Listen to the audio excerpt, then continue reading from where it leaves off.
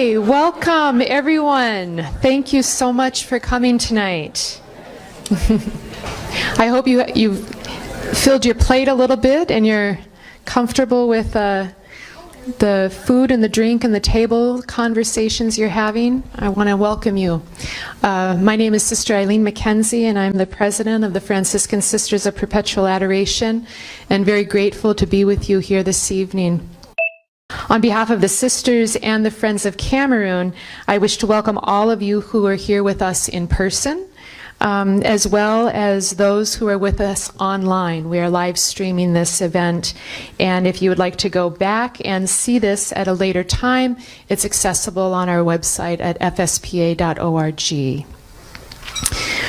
We organized this town hall aware that the reason for it might seem a little unreal to many of us, particularly as we gather peacefully, eating good food, right by the banks of the Mississippi River.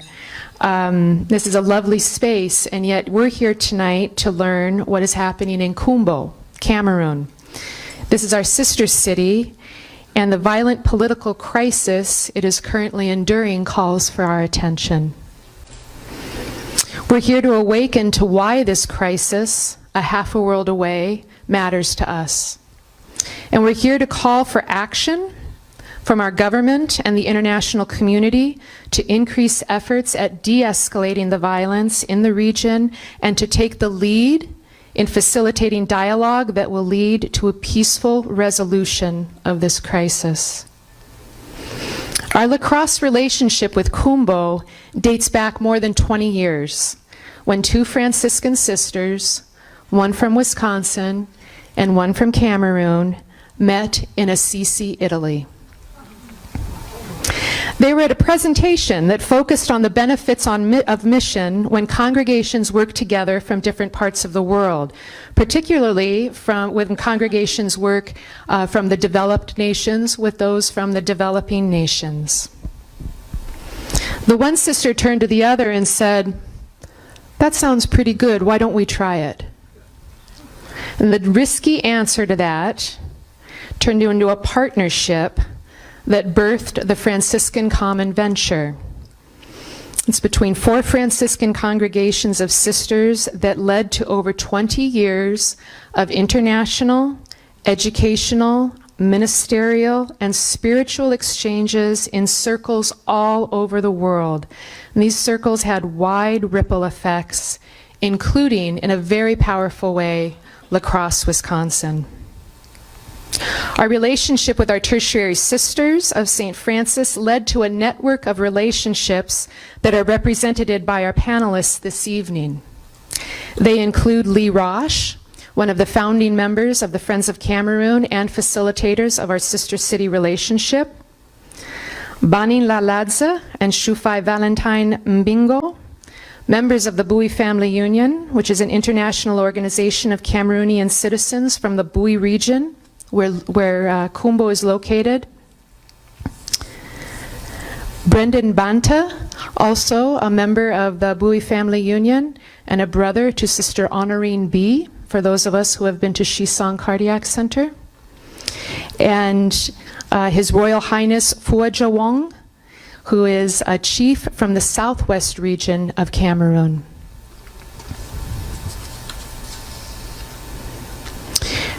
We'll be also looking, in addition to listening to our panelists, at a videotape of a dialogue between Mayor Tim Cabot of Crosse and Mayor Njong Donatus of Kumbo, which is recorded earlier with comments by Mayor Cabot.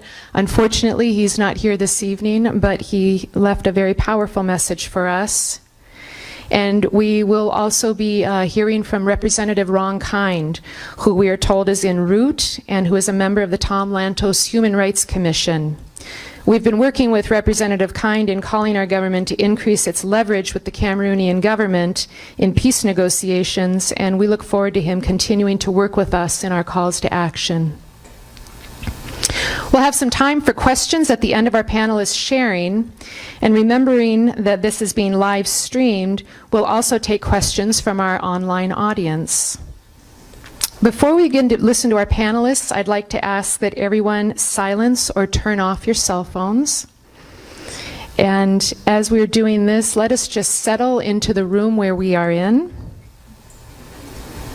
and take a moment of silence, acknowledging the peace we experience here, the peace we perhaps take for granted, and know that this is the same peace we wish to share with our brothers and sisters in Kumbo.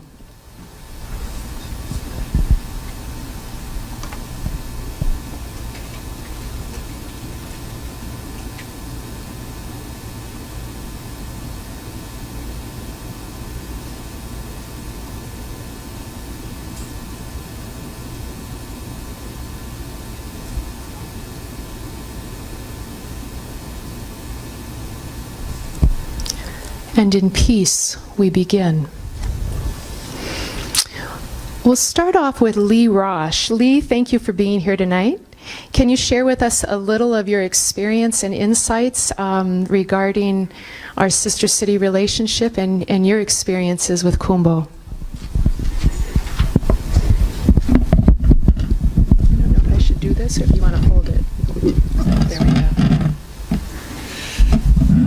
Thank you, Sister. And I want to thank all of you for taking time out of your schedule. I think I'm just going to hold this. And spend some time to learn a little bit more about the wonderful relationship we have with Kumbo, Cameroon, and the Cameroon western or northwestern and southwestern regions, and also to appreciate that we may be able to have a positive influence. But only if we take some steps. So Sister Eileen explained how the common venture, this idea, this kind of remote idea, formed into a lasting relationship that happened over 20 years ago. And one of the very first projects was the desire to build a dentistry at St. Elizabeth's Hospital in Shisong. Shisong is just adjacent to Kumbo. And there was a real gap, a huge gap in dental services in that area. And so they selected someone to run the dentistry. And they selected Sister Emma Mark Verjai, Sister Mark.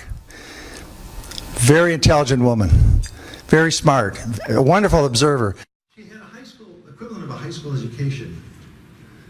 But she studied dentistry under an oral surgeon in northern Italy. It's kind of like, can you believe it? It's like an apprenticeship model in dentistry. But she was good, and she had, this oral surgeon was attesting to the quality of her work.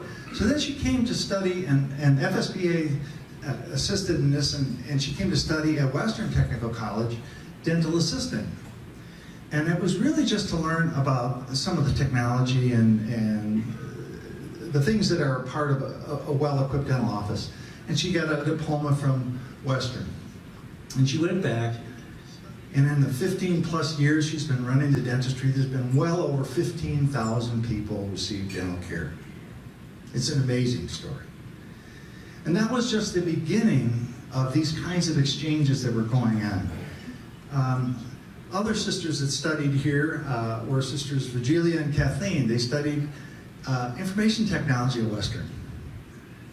Pretty non-traditional occupation. They also came in with the equivalent of a high school diploma, and yet these smart and dedicated women graduated with honors. And then they were followed with Sister Hilda and Sister Delphine. In fact, they might be watching right now. It's probably coming up to midnight in Cameroon, but I bet they're up watching this in the live stream. And in the process, what I'm describing is that we had dozens and dozens of people come here. Some visited to learn more about practices, business practices, education, nursing, and we also had dozens and dozens of people go to Cameroon as well. My wife Susan Fox and I went for the first time in 2008. Actually, we were persuaded because Diane and John Withers, Diane was an instructor at Western, and Antonio Ray was a dental instructor at Western. They went and visited Sister Mark, and they came back and they said, Lee, you gotta go, you gotta go. And at the time I thought, I don't know how this is gonna work out, but I did go. And we had a tremendous experience. I would call it a life-changing experience for me. And it gave us an opportunity to look at the skills and the knowledge and resources that we had and how a little bit can go so far if we can apply that in some way. And that's when we got back, we formed the Crosse Friends of Cameroon. And we probably raised about $150,000 to $160,000 in equipment and money and other things to send over there. And all of those projects, this is a small group of people, I gotta tell you, but they are small but mighty because of their passion and their concern. And then that also led to a number of connections with the area Rotary clubs. And Rotary is a huge player in global service. And we've had projects through Rotary, the Health and Technology Project to get computers into the hospital. We had support for Books for Africa to Cameroon. The Rural School Library and Sanitation Project brought books and library resources and sanitation units to 10 very small rural schools surrounding Kumbo. Of course, the dentistry, we were able to get a brand new dental chair, which is pretty important. And then finally, there's a project that's been going on now called the Mobile Library Project. This actually takes more importance now when you hear about the challenges that are being faced with schools being closed for now more than 2 years. So I had the opportunity to go back in 2013, along with Susan and others. We were, in that spring of that year, the city of La Crosse approved a sister city relationship with Kumbo, and we brought that information back to them. And in 2015, Mayor and John and a delegation from Kumbo came here, and they had a chance to experience many aspects of the La Crosse area community. And so we fully consummated that relationship. They extended an invitation to the mayor to come back in January of 2016. He was not able to make it, but a group of us did have a chance to go back and as the official delegation, the La Crosse delegation for the sister city relationship. And it was a tremendous experience. And one of the highlights was the horse race that they have there. It's a big celebration that, think of it this way, the horse race is the equivalent of Oktoberfest, okay? And they changed the dates for the horse race so that it would accommodate when the visitors came. Now, can you imagine them changing the dates of Oktoberfest? Would that happen? So, it's interesting though, that this was in January 2016, and it was later in the year, same year, 2016, the things started to unravel in the relationship and the support from the government and the escalating animosity between the French-speaking provinces, government, and English-speaking provinces. It's just interesting how quickly things have started to go on this downward spiral. And you're going to hear more about the specifics, but here's a few things to think about. The Human Rights Watch has determined that there have been 170 citizens killed in these two English-speaking provinces since October, and about 30 military personnel as well. Kumbo, a thriving city of 70,000 people, has more than 10,000 people in exile right now, living in other cities, living in the bush. Mayor John is now based out of Yaoundé, which is in the capital of the city of Kumbo, about 9 hours travel away. Many homes and businesses and other structures have been burnt. And others are just vacated and they're in a deteriorating condition. When you consider that the economy in Kumbo is so tied to agriculture, that all of these things have had a significant impact there too. It's projected that they're producing about 20% of what their normal production would be. There's a saying that there's always going to be health and prosperity because we have food. And at this time, unless things change, there's a risk of famine. So when I went through this history and my own personal experiences, three things came to mind. The first is that, you know what? Sister cities are all about people. It's a concept that was developed by former President Dwight Eisenhower, and he was a strong believer that if you put people in different countries together and let them communicate people to people, good things will happen. And I believe that people-to-people relationships can solve problems that governments cannot or will not. The second thing that comes to mind for me is that this, I just call it the tale of two leaders. So here we are as a sister city delegation, and we're there at this numerous events, but the racehorse is one. And we're talking to the mayor, and the mayor is saying, you know, we do this because a horse race, and there's soccer games, singing, dancing, there's all kinds of things. This is a big deal. But that's one of the kinds of events that the Fulani Muslim women can go to. So here's some, in fact, he's as a council member, Kumbo council member, and he's kind of grooming him. He's a Fulani Muslim, he's grooming him for the future leadership role. Why? Because he's aware of the importance of investing in your diverse population and not ignoring constituents at the expense of others. Contrast that with the government of President Biya, and unfortunately, the president and the large delegation spends up to 5 months of the year at a luxury hotel in Switzerland. And the imposing of language requirements were met with protests, peaceful protests. But there was a strong response that started that cycle of violence.